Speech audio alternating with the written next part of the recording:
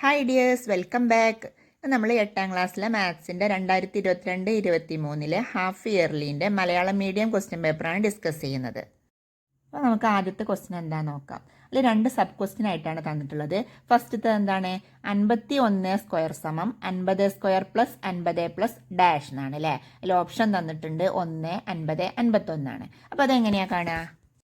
അപ്പോൾ നോക്കൂ, ഇത് a+b ഹോൾ സ്ക്വയർ എന്നുള്ള രൂപത്തിലാണ്. a+b ഹോൾ സ്ക്വയർ എന്താണ്? a square plus 2ab plus b square ആണ് അല്ലേ. അപ്പോൾ നോക്കൂ, 51 സ്ക്വയറിനെ നമുക്ക് എങ്ങനെ a+b ഹോൾ സ്ക്വയർ എന്നുള്ള രൂപത്തിലേക്ക് മാറ്റാം? 51 എന്നുള്ളതിന് 50 പ്ലസ് 1 എന്ന് എഴുതാം അല്ലേ. 50 പ്ലസ് 1ൻ്റെ സ്ക്വയർ എന്ന് പറയുമ്പോൾ a+b ഹോൾ സ്ക്വയർ എന്ന് പറഞ്ഞാൽ ആ ഒരു രൂപത്തിലേക്ക് മാറിയിട്ടുണ്ട്. അപ്പോൾ അതിൽ 50 എന്ന് പറയുന്നത് എ ആണ്, 1 എന്ന് പറയുന്നത് ബി ആണ്. അപ്പോൾ ആ രൂപത്തിൽ എഴുതുമ്പോൾ 50 square plus 2 into 50 into 1 plus 1 square എന്ന് എഴുതാലോ. ഇനി നോക്കൂ, നമുക്ക് ആ ഒരു ഉത്തരത്തിൽ തന്നിട്ടുള്ളത് 50 സ്ക്വയർ പ്ലസ് 50 എന്ന് തന്നിട്ടുണ്ട്. പിന്നെ എന്താണെന്നാണ് ചോദിച്ചിട്ടുള്ളത്. അപ്പോൾ ആ ഒരു രീതിക്ക് വരുന്ന രീതിയിൽ വേണം നമ്മളിത് ക്രിയേറ്റ് ചെയ്യാനായിട്ട്. അതായത് 50 സ്ക്വയർ എന്നുള്ളത് അതുപോലെ തന്നെ എഴുതുക. പിന്നെ എന്താണ്? 2 ഇൻറ്റു 50 എന്ന് പറഞ്ഞാൽ എന്താണ്? 50 പ്ലസ് 50 ആണ് അല്ലേ. 2 ഇൻറ്റു 50 എന്ന് പറഞ്ഞാൽ 50 പ്ലസ് 50 ആണ്. അപ്പോൾ നമുക്ക് 2 ഇൻറ്റു 50 എന്നുള്ളതിന് 50 പ്ലസ് 50 എന്ന് എഴുതാം. പിന്നെ 1 സ്ക്വയർ എന്ന് പറഞ്ഞാൽ 1 ആണ്. അപ്പോൾ 50 സ്ക്വയർ പ്ലസ് 50 പ്ലസ് 50 പ്ലസ് 1 എന്ന് കിട്ടി. ഇനി നോക്കൂ, 50 സ്ക്വയർ എന്നുള്ളത് അതുപോലെ എഴുതി, പിന്നെ 50 എഴുതി, പിന്നെ ബാക്കി എത്രയാണ് വരുന്നത്? 50ഉം 1ഉം ഉണ്ട് അല്ലേ. അപ്പോൾ 51 എന്ന് എഴുതി. അപ്പോൾ ക്വസ്റ്റ്യനിൽ 50 സ്ക്വയർ പ്ലസ് 50 എന്നുണ്ട്. പിന്നെ എന്താ എഴുതേണ്ടത് എന്നാണ് ചോദിച്ചിട്ടുള്ളത്. അപ്പോൾ എന്താണ് ആൻസർ വരുന്നത്? 51 എന്നാണ് ആൻസർ ആയിട്ട് കിട്ടുന്നത്. ഇനി അതിലുള്ള രണ്ടാമത്തെ ക്വസ്റ്റ്യൻ എന്താണ്? X plus 1 whole square is equal to x square plus x plus dash എന്നാണ് പറഞ്ഞിട്ടുള്ളത് അല്ലേ. അപ്പോൾ ഇത് നേരത്തെ ചെയ്ത അതേപോലെ തന്നെയാണ്. എക്സ് സ്ക്വയർ പ്ലസ് എക്സ് ഉണ്ട്, പിന്നെ ബാക്കി എന്താ ഉണ്ടാവുക? ഒരു എക്സും ഒരു 1ഉം കൂടെ ബാക്കി ഉണ്ടാവില്ലേ. അതായത് എക്സ് പ്ലസ് 1 ബാക്കി ഉണ്ടാവുന്നത്. അപ്പോൾ ആൻസർ എന്താണ്? X plus 1 ബ്രാക്കറ്റിലുണ്ടല്ലോ. അപ്പോൾ ആൻസർ എക്സ് പ്ലസ് 1 എന്നാണ്. ഇനി നമുക്ക് രണ്ടാമത്തെ ക്വസ്റ്റ്യൻ എന്താണ് നോക്കാം. ചിത്രത്തിൽ ABCD ഒരു സമപാർശ്വലംബകമാണ്. കോൺ എ 80 ഡിഗ്രി ആയാൽ കോൺ ബി എത്രയാണെന്നും കണ്ടുപിടിക്കണം, അതുപോലെ കോൺ സി എത്രയാണെന്നും കണ്ടുപിടിക്കണം. അപ്പോൾ നോക്കൂ, ഈ സമപാർശ്വലംബകം എന്ന് പറഞ്ഞാൽ അതിൻ്റെ പ്രത്യേകത എന്താണ്? അതിൻ്റെ 2 വശങ്ങൾ സമാന്തരങ്ങളായിരിക്കും, അതുപോലെ സമാന്തരങ്ങളല്ലാത്ത 2 വശങ്ങളുടെ നീളം തുല്യവുമായിരിക്കും അല്ലേ. അപ്പോൾ ചിത്രത്തിൽ നോക്കൂ, ഏതൊക്കെ വശങ്ങളാണ് സമാന്തരങ്ങളായിട്ട് നമുക്ക് തോന്നുന്നത്? AB-ക്ക് സമാന്തരമാണ് എന്ത്?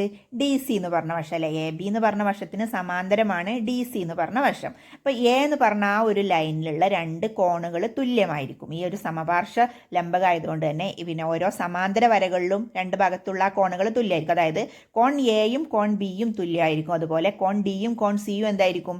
തുല്യമായിരിക്കും. അപ്പോൾ കോൺ എ 80 ഡിഗ്രി ആണെങ്കിൽ കോൺ ബിയും എത്ര തന്നെയാണ്? 80 ഡിഗ്രി തന്നെയാണ്. അപ്പോൾ ആദ്യത്തെ ക്വസ്റ്റ്യൻ്റെ ആൻസർ കിട്ടിയല്ലോ. ആദ്യത്തെ ക്വസ്റ്റ്യൻ എന്താണ്? കോൺ ബി എത്രയാണെന്നാണ് ചോദിച്ചിട്ടുള്ളത്. അപ്പോൾ കോൺ എ 80 ആയതുകൊണ്ട് കോൺ ബിയും എന്ത് തന്നെയാണ്? 80 ഡിഗ്രി തന്നെയാണ്. ഇനി അടുത്ത ക്വസ്റ്റ്യൻ എന്താണ്? കോൺ സി എത്രയാണെന്നാണ് കണ്ടുപിടിക്കേണ്ടത്. ഇനി സമപാർശ്വലംബകത്തിൻ്റെ മറ്റൊരു പ്രത്യേകതയാണ് എതിരെയുള്ള കോണുകൾ കൂട്ടിയാൽ 180 ഡിഗ്രിയാണ് കിട്ടുക. അപ്പോൾ കോൺ എ 80 ഡിഗ്രി ആയതുകൊണ്ട് തന്നെ കോൺ സി എത്രയായിരിക്കും? 100ന്ന് 80 കുറച്ചതായിരിക്കും അല്ലേ. രണ്ടും കൂടെ കൂട്ടിയാൽ 180 ആണ്. അപ്പോൾ കോൺ എ 80 ആയാൽ കോൺ സി എത്രയാണ്? 100ന്ന് 80 കുറച്ചതായിരിക്കും. അപ്പോൾ കോൺ സി സമം 180 മൈനസ് 80 സമം എത്രയാണ്? 100 ഡിഗ്രി എന്ന് ആൻസർ കിട്ടും. നമുക്ക് മൂന്നാമത്തെ ക്വസ്റ്റ്യൻ എന്താണെന്ന് നോക്കാം. സാധാരണ പലിശ കണക്കാക്കുന്ന ഒരു ബാങ്കിൽ രാമു 1000 രൂപ നിക്ഷേപിച്ചു. ഒരു വർഷം കഴിഞ്ഞ് രാമുവിന് 100 രൂപ പലിശയായി ലഭിച്ചെങ്കിൽ ബാങ്ക് നൽകുന്ന പലിശ നിരക്ക് എത്ര എന്നാണ് കണ്ടുപിടിക്കേണ്ടത്. ഇപ്പോൾ നോക്കൂ, സാധാരണ പലിശ കണക്കാക്കാനുള്ള സൂത്രവാക്യം എന്താണെന്ന് നമുക്കറിയാം അല്ലേ. എന്താണ്? I സമം PNR/100 ആണ് അല്ലേ. P എന്ന് പറയുന്നത് മുതലാണ്, N എന്ന് പറയുന്നത് വർഷമാണ്, R എന്ന് പറയുന്നത് നിരക്ക് അല്ലേ, I എന്ന് പറയുന്നത് പലിശയും. അപ്പോൾ നമുക്ക് ഇതിൽ പലിശ എത്രയാണെന്ന് തന്നിട്ടുണ്ട്, അതുപോലെ മുതലും വർഷവും തന്നിട്ടുണ്ട്. നമുക്ക് കണ്ടുപിടിക്കേണ്ടത് എന്താണ്? നിരക്ക് അഥവാ R എത്രയാണെന്നാണ് കണ്ടുപിടിക്കേണ്ടത്. അപ്പോൾ നമുക്ക് ആ ഇക്വേഷനിൽ തന്നിട്ടുള്ള കാര്യങ്ങളൊക്കെ ആദ്യം ഒന്ന് എഴുതി ചേർക്കാം അല്ലേ. പലിശ എത്രയാണ്? 100 രൂപയാണ് തന്നിട്ടുണ്ട്, അതുപോലെ മുതൽ 1000 ആണ് തന്നിട്ടുണ്ട്, വർഷം 1 ആണ്, നിരക്ക് നമുക്കറിയില്ല, അപ്പോൾ അതിന് നമുക്ക് 6 തന്നെ കൊടുക്കാം, പിന്നെ /100 അതുപോലെ തന്നെ എഴുതാം അല്ലേ. ഇനി നോക്കൂ, ഈ 1000 മുകളിൽ 1000 ആണ്, താഴെ 100 ആണ്. അപ്പോൾ പൂജ്യങ്ങൾ നമുക്ക് വെട്ടി ചെറുതാക്കാമല്ലോ. അപ്പോൾ ബാക്കി എന്താ വരിക? 10 ഇൻറ്റു 6, 10 ഇൻറ്റു 1 എന്ന് പറഞ്ഞാൽ 10, 10 ഇൻറ്റു 6 ഈക്വൽ ടു 100 എന്ന് കിട്ടൂലേ. ആ 100 താഴെയുള്ള 100 വെട്ടിപ്പോയി, മുകളിലുള്ള 1000ന്ന് 2 പൂജ്യം വെട്ടി, അപ്പോൾ ബാക്കി അവിടെ 10 ആണുള്ളത് അല്ലേ. അപ്പോൾ 10 6 സമം 100 എന്ന് കിട്ടി. അപ്പോൾ നമുക്ക് ആറ് എത്രയാണെന്നാണ് കണ്ടുപിടിക്കേണ്ടത്. അതുകൊണ്ട് ആറിനെ അവിടെ വെച്ചിട്ട് 10നെ നമുക്ക് സമത്തിൻ്റെ മറുവശത്ത് കൊണ്ടാവാം. അപ്പോൾ 10 ഗുണിക്കണം എന്നായതുകൊണ്ട് സമത്തിൻ്റെ മറുവശത്ത് കൊണ്ടുപോകുമ്പോൾ എന്താവും, അത് ഹരിക്കണം എന്നാവും അല്ലേ. അപ്പോൾ 100 ഹരിക്കണം 10 എന്ന് എഴുതാം. 6 സമം 100/10. 100നെ 10 കൊണ്ട് ഹരിക്കുമ്പോൾ എത്രയാണ് കിട്ടുന്നത്, 10 എന്ന് കിട്ടും. അപ്പോൾ പലിശ നിരക്ക് എത്രയാണ്, 10% നമുക്ക് ആൻസറായിട്ട് കിട്ടും. ഇനി നമുക്ക് നാലാമത്തെ ക്വസ്റ്റ്യൻ എന്താണെന്ന് നോക്കാം. നാലാമത്തെ ക്വസ്റ്റ്യനിൽ 2 എണ്ണമായിട്ടാണുള്ളത്. അതിൽ first question x² - y² = x+y into dash. അവിടെ എന്താണെന്ന് കണ്ടുപിടിക്കണം. അതുപോലെ അതിൽ രണ്ടാമത്തെ ക്വസ്റ്റ്യൻ എന്താണ്, ഈ തത്വം ഉപയോഗിച്ച് 52² - 48² എത്രയാണെന്ന് കണക്കാക്കുകയും വേണം. ഇത് റിപ്പീറ്റഡ് ആയിട്ട് വരുന്ന ഒരു ക്വസ്റ്റ്യൻ ആണ്. അപ്പോൾ നോക്കൂ, x² - y² എന്ന് പറഞ്ഞാൽ എന്താണ്, x+y ഇൻറ്റു x - y ആണ് അല്ലേ. അതെപ്പോഴും നമുക്ക് അറിയുന്ന കാര്യമാണ്. x² - y² എന്ന് പറഞ്ഞാൽ x+y ഇൻറ്റു x - y ആണ്. അതായത് ആ രണ്ട് സംഖ്യകൾ ആദ്യം ഒന്ന് കൂട്ടുക, പിന്നെ കുറക്കുക, എന്നിട്ട് അത് രണ്ടും തമ്മിൽ ഗുണിക്കുകയാണ് ചെയ്യേണ്ടത്. അപ്പോൾ x+y അവിടെ തന്നിട്ടുണ്ട്. ബാക്കി എന്താണ് നമ്മൾ പൂരിപ്പിക്കേണ്ടത്, എന്താണ്, x - y എന്നാണ്. ഇനി ഇതിലെ സെക്കൻഡ് ക്വസ്റ്റ്യൻ എന്താണ്, ഈ തത്വം ഉപയോഗിച്ച് 52² - 48² കണക്കാക്കാനാണ് പറഞ്ഞിട്ടുള്ളത് അല്ലേ. അപ്പോൾ എക്സ് എന്നുള്ളതിന് പകരം 52 ആണ്, വൈ എന്നുള്ളതിന് പകരം എന്താണ്, 48 ആണ്. അപ്പോൾ x+y എന്ന് പറയുമ്പോൾ 52 + 48, x - y എന്ന് പറയുമ്പോൾ 52 - 48. എന്നിട്ട് ആ രണ്ട് സംഖ്യകളും തമ്മിൽ ഗുണിച്ചാൽ മതി. അപ്പോൾ നമുക്കതൊന്ന് ചെയ്ത് നോക്കാം. അപ്പോൾ നോക്കൂ, 52ഉം 48ഉം കൂടെ കൂട്ടിയാൽ എത്രയാണ്, 100 അല്ലേ. അതുപോലെ 52 48 കുറച്ചാൽ 4 ആണ്. ഇനി 100 × 4 കാണാം. അപ്പോൾ എത്രയാണ് കിട്ടുന്നത്, 400 എന്നാണ് ആൻസറായിട്ട് കിട്ടുന്നത്. ഇനി നമുക്ക് അഞ്ചാമത്തെ ക്വസ്റ്റ്യൻ എന്താണെന്ന് നോക്കാം. ചുവടെ കൊടുത്തിരിക്കുന്ന പ്രസ്താവനകളിൽ ഒരു സമാന്തരികത്തെക്കുറിച്ച് എപ്പോഴും ശരിയായ പ്രസ്താവന എടുത്തെഴുതുക എന്നാണ് പറഞ്ഞിട്ടുള്ളത്.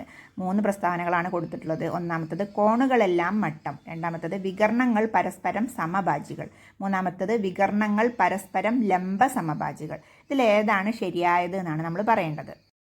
അപ്പോൾ നോക്കൂ, താഴെ ഒരു സമാന്തരികം വരച്ചിട്ടുണ്ട്. അതിൻ്റെ പ്രത്യേകത എന്താണ്, എതിർവശങ്ങൾ സമാന്തരങ്ങളുമായിരിക്കും, നീളം തുല്യമായിരിക്കും അല്ലേ. അപ്പോൾ ഇതിൻ്റെ ഫസ്റ്റത്തെ പ്രസ്താവന എന്ന് പറയുന്നത് കോണുകളെല്ലാം മട്ടമായിരിക്കും എന്നാണ്. അത് എല്ലാ സമയത്തും ശരിയാണോ, ചില സമയത്ത് ശരിയാവാം. ഏതെങ്കിലും ഒരു കോൺ മട്ടായാൽ എല്ലാ കോണുകളും മട്ടാവും. പക്ഷെ എല്ലായ്പ്പോഴും അങ്ങനെ ആയിക്കൊള്ളണമെന്നില്ല. അതുകൊണ്ട് തന്നെ ആ പ്രസ്താവന തെറ്റാണ് നമുക്ക് പറയാം. പിന്നത്തെ രണ്ടാമത്തെ പ്രസ്താവന എന്താണ്, വികർണങ്ങൾ പരസ്പരം സമഭാജികളാണ് എന്നാണ് പറഞ്ഞിട്ടുള്ളത്. അപ്പം നോക്കൂ, വികർണങ്ങൾ സമഭാജികളാണല്ലോ.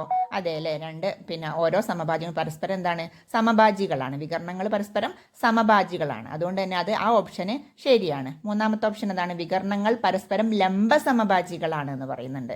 അതെന്താണ്, അതെപ്പോഴും കറക്റ്റ് ആയിരിക്കില്ല. അതുകൊണ്ട് തന്നെ അത് ശരിയല്ല. അപ്പോൾ ഓപ്ഷൻ ബി ആണ് നമുക്ക് ആൻസർ കിട്ടുന്നത്.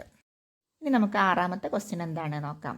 കലണ്ടറിൽ ഒരു സമചതുരത്തിൽ വരുന്ന 4 സംഖ്യകൾ അടയാളപ്പെടുത്തിയിരിക്കുന്നു. കോണോട് കോൺ വരുന്ന സംഖ്യകളുടെ ഗുണനഫലങ്ങളുടെ വ്യത്യാസം കണ്ടുപിടിക്കുക. ഇതുപോലെ ഒരു കലണ്ടറിലെ ഏത് സമചതുരങ്ങളിലെയും 4 സംഖ്യകൾ എടുത്താൽ ഒരേ വ്യത്യാസമാണോ കിട്ടുന്നത്, ബീജഗണിതം ഉപയോഗിച്ച് വിശദീകരിക്കും. ഇങ്ങനെ 2 ക്വസ്റ്റ്യൻസ് ആണ് ഇതിലുള്ളത്. അപ്പോൾ നമുക്കതൊന്ന് ചെയ്ത് നോക്കാം.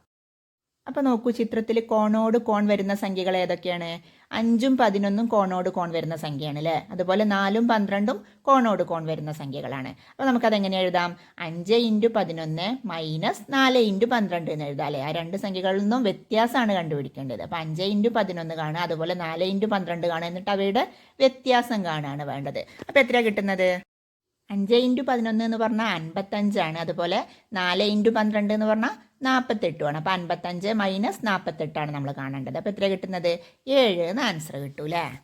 ഇനി അതിലെ സെക്കൻഡ് ക്വസ്റ്റ്യൻ എന്താണ്, ഇതുപോലെ ഒരു കലണ്ടറിലെ ഏത് സമചതുരങ്ങളിലെയും 4 സംഖ്യകൾ എടുത്താൽ ഒരേ വ്യത്യാസമാണോ കിട്ടുന്നത് എന്ന് ചോദിക്കുന്നുണ്ട് അല്ലേ.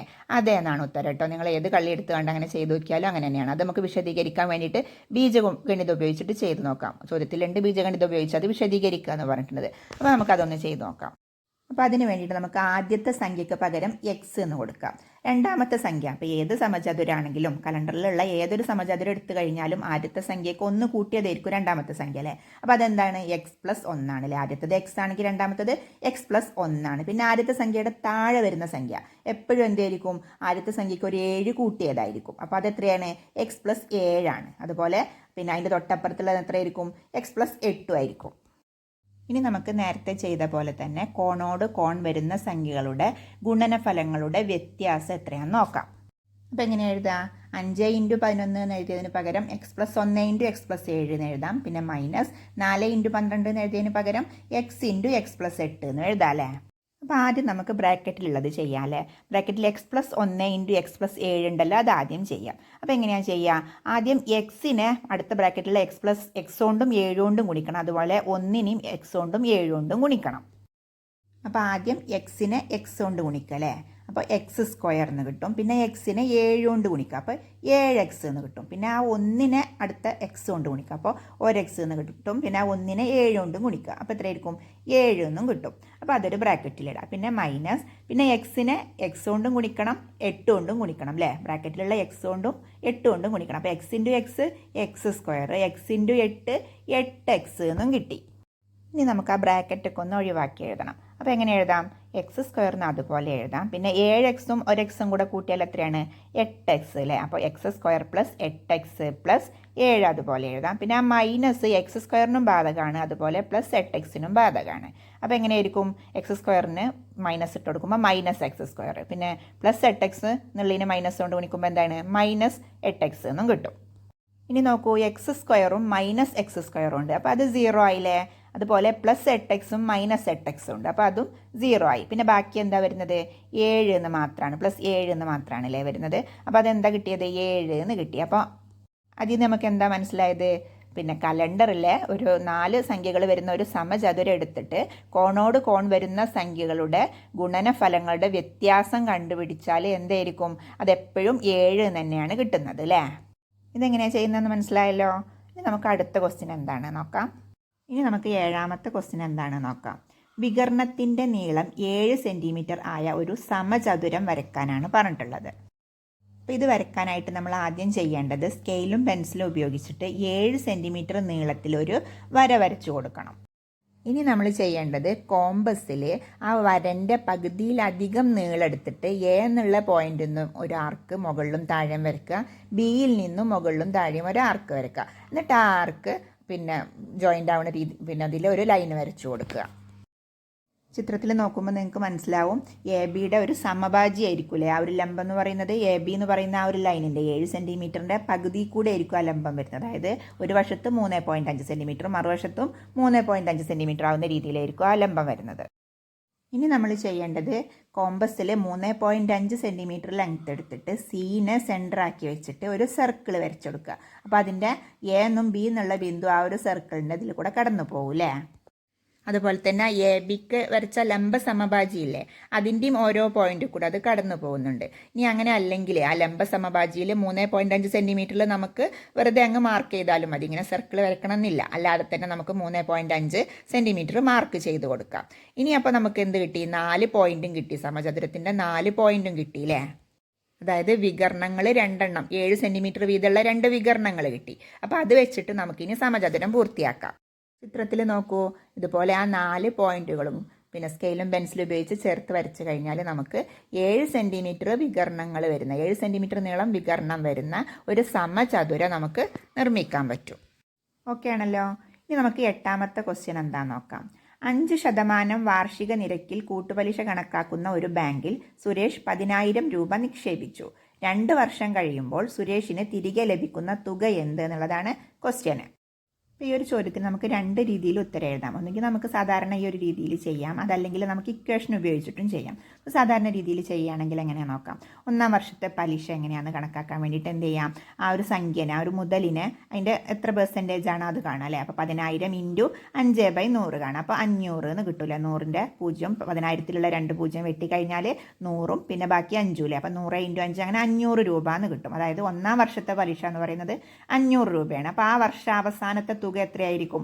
10,000ക്ക് 500 കൂടി കൂട്ടി, അങ്ങനെ 10,500 രൂപ കിട്ടി. ഒരു വർഷം കഴിയുമ്പോൾ 10,500 രൂപയാണ് പിന്നെ മുതലായിട്ടുള്ളത്. അപ്പോൾ 2-ാം വർഷത്തെ പലിശ കണക്കാക്കാൻ എന്താ ചെയ്യുക?